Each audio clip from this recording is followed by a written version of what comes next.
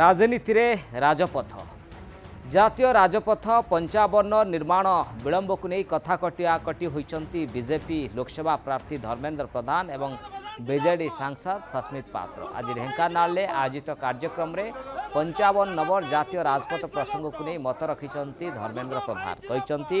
राज्य सरकार असहयोग एवं जंगल विभाग अनुमति देउन 55 नंबर जातीय राजपथ निर्माण में विलंब होड़ा जो दुर्घटना कथा कहुच्छा केवल 55 नंबर जातीय राजपथ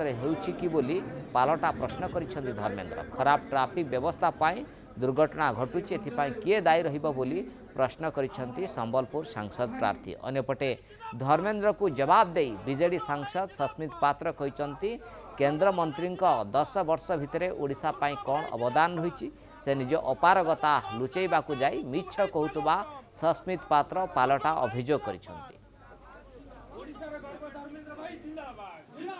ओडिशा रे जेतिकी दुर्घटना होची केवल जातीय राजपथ 1555 होची ये प्रकार समीक्षा नहीं उचित कि नहीं आप विवेक करेंगे। मु आज दिन 10टार मु बाहरली समय भी कहूँ मध्यरात्रि नुहे दिन 10टारू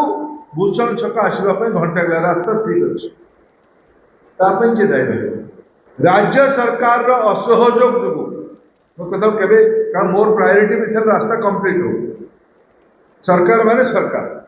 राज्य सरकार जंगल विभाग असहयोग जगह जगार जो अंडरपास जगह उपलब्ध करने कथा न मिलवा कारण